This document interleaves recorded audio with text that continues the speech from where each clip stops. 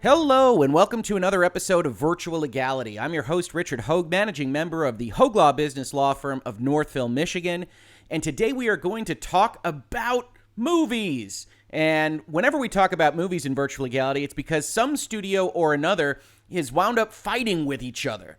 And in this case, unlike when we talked about Spider-Man and Sony and Disney, we're going to talk about Universal and what they have done with respect to the theatrical exhibition business paradigm and why AMC theaters and others, as we will see, are so up in arms about it. So I've got here a Variety article that kind of lays out what the big deal is from the start, but we're going to have to look at some background. It says AMC theaters won't play Universal movies in wake of Trolls World Tour dispute. Now, interestingly, from the perspective of a contract lawyer, there is no actual dispute here as between AMC and Universal, but instead on a kind of implied understanding of what the business model of movie releases should be, what it has been, and what it should be in the future. And so, if you haven't been following all of this, to give some background, all of these movie studios that had movies coming out this spring and this summer that aren't going to be available because movie theaters are closed in the age of coronavirus have been doing different things to try to figure out how to get movies into people's houses. Most specifically, Universal immediately put those movies that were in theaters that are now closed, on a rental basis onto video streaming services. Your Amazon Prime, your Vudu's, your iTunes, those kinds of things. And this included Invisible Man, The Hunt, and Emma. And then they went one step further. So the Trolls sequel, Trolls World Tour, was to be released at a number of different dates, but most recently over Easter weekend. And what Universal decided to do was that they decided to release it straight to home video without any kind of theatrical release. You see, those other movies that we talked about kind of got stuck in the middle of this whole coronavirus thing. They were already in theaters, and then those theaters closed down. So you didn't see this kind of uproar when Universal said, okay, well, those have already gone through their marketing platforms. Those were in theaters. You can't offer us those seats anymore.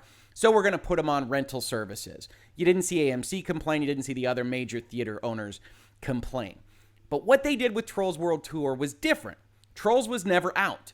And unlike some of the other movies that we have seen that have just said, okay, well, then we're going to skip the spring, we're going to skip the summer, maybe we're even going to skip the fall, like James Bond or Black Widow or some other things that are very, very anticipated by a lot of folks that go and enjoy movies, those movies had just been pushed out of this window entirely and are waiting for theaters to come back. Universal said, well, we're already halfway through our marketing paradigm for Trolls World Tour. Let's just release it straight to home video and see what happens. Because the world is changing, right? We've talked about that in Virtual Legality a lot.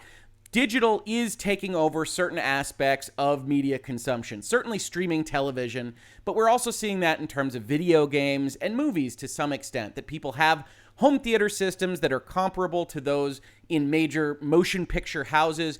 And if you're not going to watch Endgame or the latest comic book movie, you maybe don't need all the bells and whistles and Dolby Atmos and everything else to watch what is a in-room drama that involves two people talking to each other and that Netflix has made a lot of money on in supporting. So Trolls World Tour was kind of in the middle. It's a family animated movie. It might be worth seeing in the movie theater. My family certainly would have gone to see this movie in the movie theater because my daughter, one of my daughters, really loves Trolls, loves Poppy, loves the whole thing. And so we were ready for World Tour, and we were very happy to have it be made available to us. So they decided to try this. And as it turned out, it went very, very, very well. Trolls World Tour Universal video on demand experiment racks up near estimated $100 million in essentially 3 weeks. 48-hour rental price of $19.99 with VOD terms in the studio's favor at an estimated 80%. Universal is banking an estimated $77 million in revenues before marketing. Those are better terms for Universal than the 50-50 or 60-40 splits that they would reap in their relationship with movie theaters. And as we talk about this fight, that's where the rubber hits the road. I know I use that phrase a lot, but I think it's always useful to kind of get at what is really behind all of this. And what is really behind all of this is that if Universal and every other content creator, in a macro sense with hundreds of millions of dollars budgets, can go and they can make the percentage better for them, can increase their cut, then that's going to be overall better for those movie studios. And something like this, taking this opportunity, gives them a certain amount of leverage. They can say to their shareholders, they can say to their board, hey, this worked out okay. Maybe we should push on this a little bit more. And as we'll see, that's what Universal wound up doing and why it got such a strong reaction from AMC. It says the recent PVOD revenue figures on Trolls World Tour come from the Wall Street Journal based on estimates of near 5 million rentals. They also spoke with NBC Universal CEO Jeff Shell, who has long rallied for a slimmer theatrical window and getting films into homes quicker. Now, Deadline points out there's still a lot of questions about this, and that's one of the things that AMC will be raising, as well as NATO. No, not that NATO. We'll get to that. And other organizations. Hey, what's the ceiling in regards to Trolls World Tour? Is this something that's a global phenomenon? You've matched a number that is pretty close to your domestic release, but is that going to carry on for future weeks? Also, if people have already seen it in their homes, can you actually sell them this product again that is the exact same experience and not a different experience than seeing it in the theaters? All of these questions are worth asking, but they're worth asking by the movie studios themselves, who are going to be making this determination and trying to figure out how to deal now with some angry exhibitors like AMC and others. And that leads us to what happened yesterday. AMC Theaters refuses to play Universal films in the wake of the Trolls World Tour. Now, if you're familiar with Virtual Legality, if you were here when we talked about Spider-Man and Disney and Sony fighting over its rights, you know that when we look at these articles, one of the things that we try to do is analyze them for what's really happening, who's got leverage, what are these giant multinational corporations trying to represent as their position, and why the other side should fold and negotiate with them or stop what they are doing. And that's exactly what is happening here. So we've got this article from The Hollywood Reporter. It says as follows. AMC Theaters on Tuesday delivered a blistering message to Universal Pictures, saying the world's largest cinema chain will no longer play any of the studio's films in the wake of comments made by Jeff Shell regarding the on-demand success of Trolls World Tour and what it means for the future of moviegoing post-coronavirus pandemic. Earlier in the day, as we just discussed, Universal revealed that it had racked up an estimated $100 million in rentals in its first 3 weeks in North America, and then went on to say the results for Trolls World Tour have exceeded our expectations and demonstrated the viability of PVOD, this business model. As soon as theaters reopen, we expect to release movies on both formats. Now, that maybe isn't the best articulation of what I strongly believe Universal means here. And that is that Universal is going to look at this more thoroughly in the future. Maybe there are things that should go straight to a streaming service. Maybe it should go to Peacock or whatever else NBC streaming is calling itself of late. And I do apologize for these ads here. Never have seen so many ads as when you go and you visit Deadline and Hollywood Reporter and Variety. They just love their ads on their website, so I do apologize. But that when you've got something like this and you have this proven success in something like Trolls, the question becomes, should we start to do this with more and more and more movies? Not just for streaming, but potentially for rental and for other things that would absolutely limit the theatrical window. And now you start to see the cracks and crevices in this relationship, right? Because AMC and Universal have aligned interests. They have aligned incentives. And that alignment has worked for better part of a century now. But they don't have exactly identical incentives. And if it turns out that the public is just moving on from the theatrical movie experience, then Universal and Disney and everyone else would be wise to try to figure out what the new world order will look like. And yes, maybe that leaves a significant number of movie theater owners and operators behind.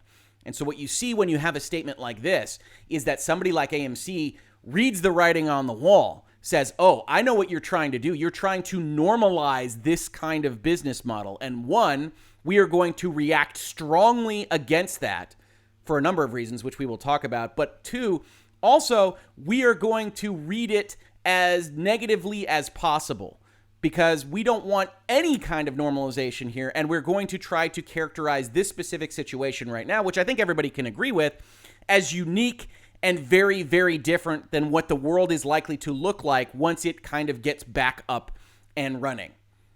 This article continues, in a strongly worded letter to Universal Filmed Entertainment Group Chairman Donna Langley, AMC Theaters Chair CEO Adam Aron said Schell's comments were unacceptable, and AMC is the largest circuit in the world. It is disappointing to us, but Jeff's comments as to Universal's unilateral actions and intentions have left us with no choice. Therefore, effective immediately, AMC will no longer play any Universal movies in any of our theaters in the United States, Europe, or the Middle East. Now again, know what just happened here. They took this Universal sentence that said, we expect to release movies on both formats, and they gave it the most negative reading possible. Rather than say, hey, I bet what Universal means is there's going to be some mid-budgeted stuff. It's not testing well.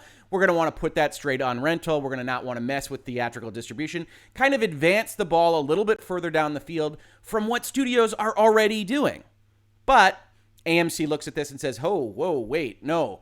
We're going to read that as you mean to do this, a Trolls release both in theaters and on rental at the same time in a way that would devastate our business. And we don't want that to happen. But note the corollary. If it would devastate their business, that means a lot of consumers would like that option. And so AMC is sitting here arguing a point of fact that a lot of moviegoers, the people that actually consume this entertainment, probably wouldn't like.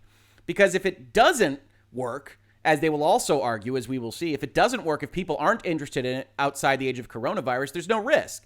The movie theaters still have a product that people want. They'll still go and attend there. They'll still pay their money there.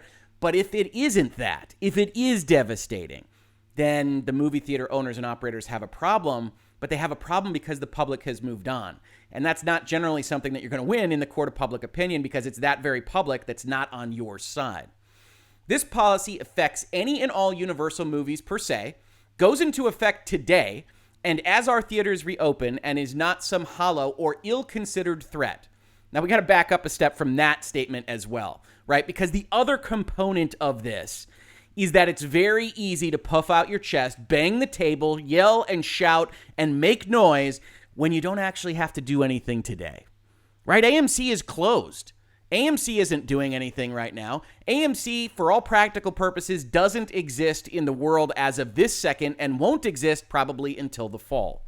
So saying in response to a Universal statement like this, which admittedly has their own fiduciary obligations to their shareholders to figuring out how to make money in this environment, that what you just said is completely unacceptable and we will no longer show your movies in our theaters in 6 months, isn't quite the same as pulling everything today. And I strongly suspect if this exact circumstance had happened outside of all these theaters being closed, you wouldn't see this kind of broad, bold commentary put forth in places like The Hollywood Reporter and Variety or wherever else this letter was sent. Because this is brinksmanship. This is puffing out your chest. This is saying, essentially, I am very serious about this issue, and I'm going to take this draconian or maybe even hyperbolic step so that you know how serious I am, even when this step probably isn't legitimate, right? AMC probably needs Universal movies, just like Universal probably needs theatrical exhibition. And so in order to soften that, because that's the obvious kind of understanding of something that is so hyperbolic, you finish off your sentence with, oh, by the way, this isn't a hollow threat. When, in my experience, if you have to say it isn't a hollow threat, it suggests a certain amount of hollowness. Incidentally, this policy is not aimed solely at Universal out of pique or to be punitive in any way. It also extends to any movie maker who unilaterally abandons current windowing practices absent good faith negotiations between us. So their main complaint here, at least as espoused in this letter, is, well, we can talk about exhibition windows, but we have to be at the table because while we aren't aligned entirely in our interests, we are partners of a kind in getting these movies out to people and in making the most money for each other. But as we continue down the path to the age of digital streaming and everything else, I think we'll see these interests disalign even further. Additionally, stating that this isn't expected to be punitive, it's not intended to be punitive, is effectively a lie. The only reason you take this step is to punish unilaterally Universal for doing this to you. And so, by definition, that's a punitive act. You are trying to punish them. You're trying to say, we are going to take away your money for exhibition in our theaters because you have done something that hurts our bottom line as well. So we're going to punish you like you punished us. It is punitive. Currently, with the press comment today, Universal is the only studio contemplating a wholesale change to the status quo. Hence, this immediate communication in response. Now, with that as the main statement from AMC, I think it is also worthwhile to talk about where AMC is coming from. If you haven't been following this, AMC is in a lot of trouble, or they were in a lot of trouble until just a little while ago, and we'll talk about that as well. About 2 weeks ago, it was announced that coronavirus was pushing AMC Entertainment closer to bankruptcy, that people were analyzing the issue, and that AMC was apparently exploring a Chapter 11 bankruptcy filing. If you aren't familiar with that term, Chapter 11 doesn't mean that the company goes away. When you have a bankruptcy like this, it doesn't mean that all AMCs everywhere close down, you never see AMC again. What it means is AMC's debt load could not support what its operational revenue was, which is no surprise in the age of Corona because they essentially had to shut down their entire operation.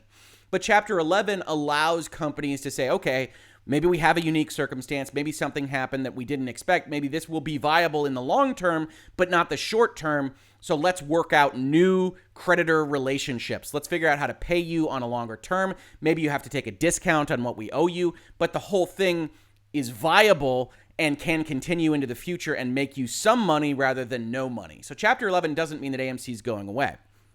But, and I'm a venture capital, mergers and acquisitions, private equity lawyer, it's no surprise that in this specific circumstance, this is so unusual that AMC was able to sell people on the notion that, hey, this thing is going to be just fine when the world restarts. It's just not fine right now. So why make us go through bankruptcy? Let's instead raise money by making a debt offering.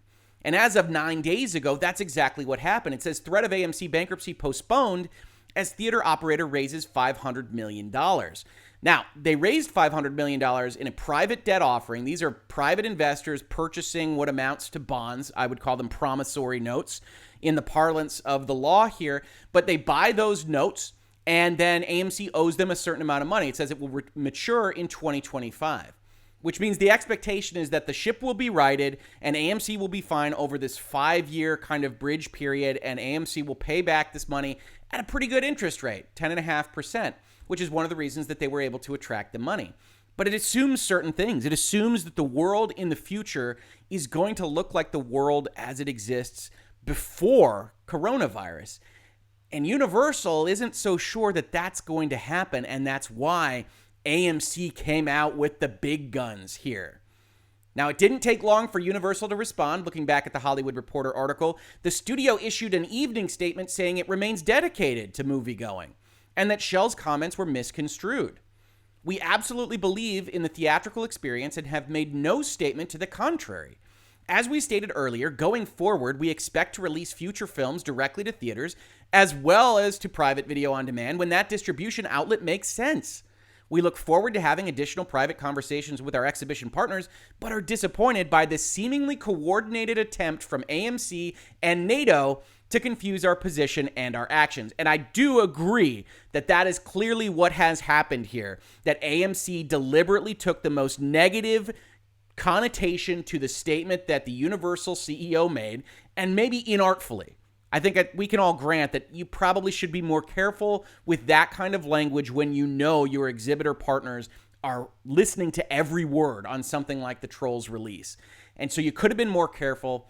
Maybe there was some intentionality there, but it didn't say what AMC and NATO is accusing them of saying. Now, it's worth noting, this NATO is not the NATO that I usually think of. This is not the North Atlantic Treaty Organization. You aren't going to have various defensive armies move into place to try to defend AMC's rights here. No, this is the National Association of Theater Owners, who just like to name themselves after big multinational treaty organizations.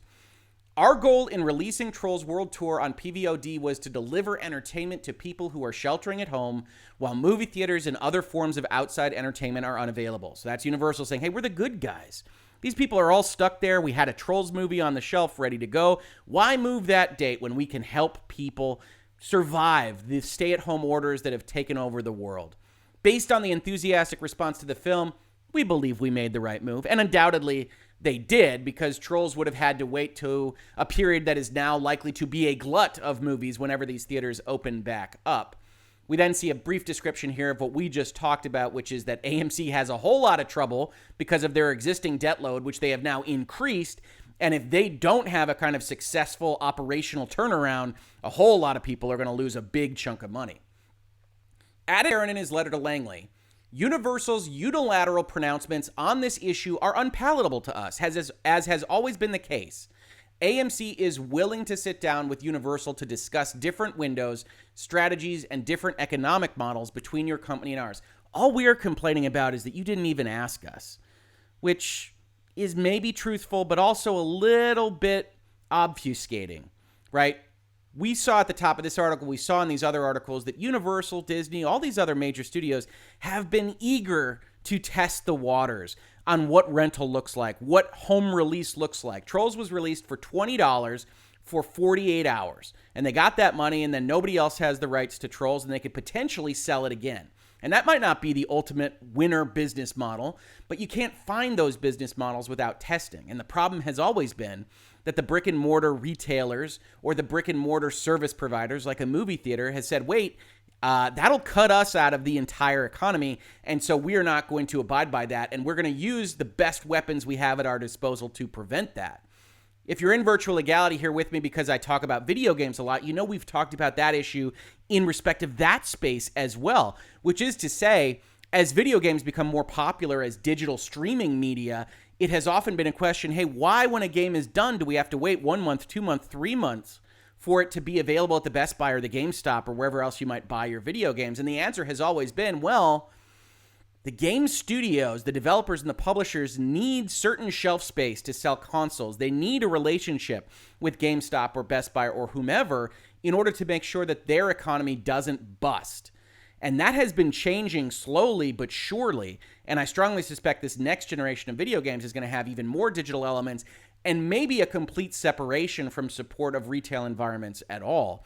Because GameStop has real problems with their financials, has real problems surviving what's happening right now, not even counting coronavirus. And so there is every reason to believe that developers and publishers in the game industry, just like movie studios here, like Universal, will be exploring and pushing on the edge of the envelope of what they can get away with in terms of cutting out the middleman, the exhibitor, the retailer.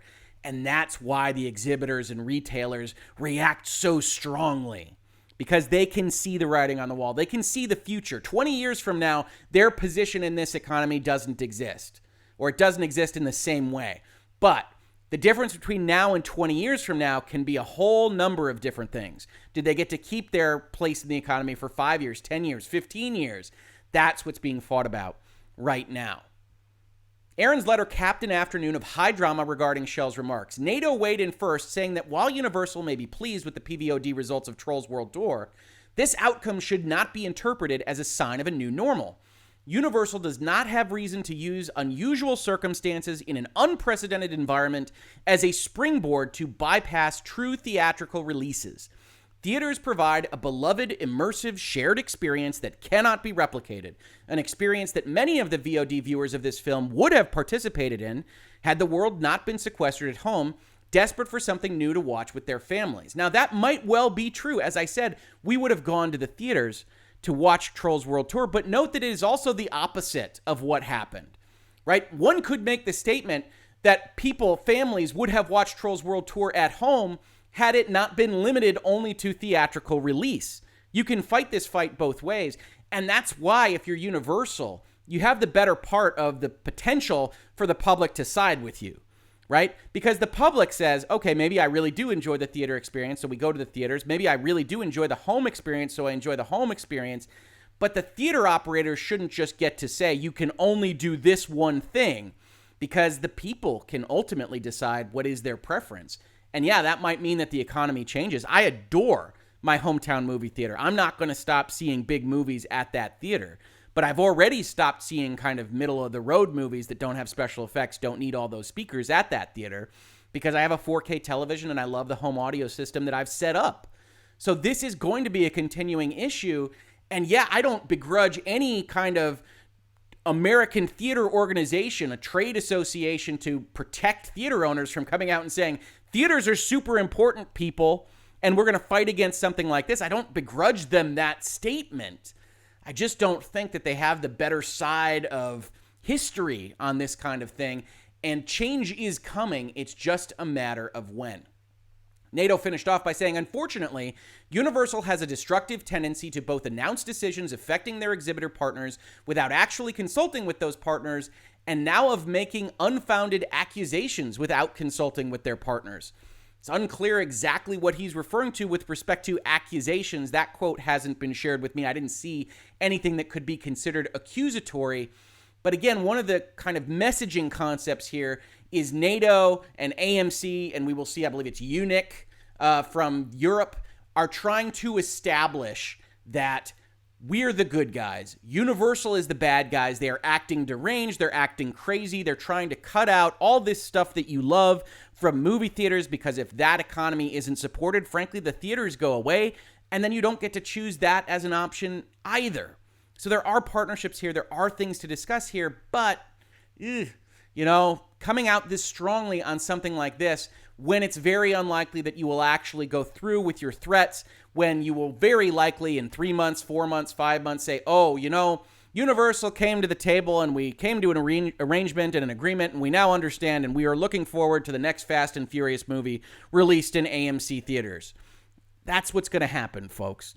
There's almost no chance that you won't be able to see Fast and Furious or some other Universal movie that might come out. Maybe a Jurassic World. I think they got one of those in the hopper.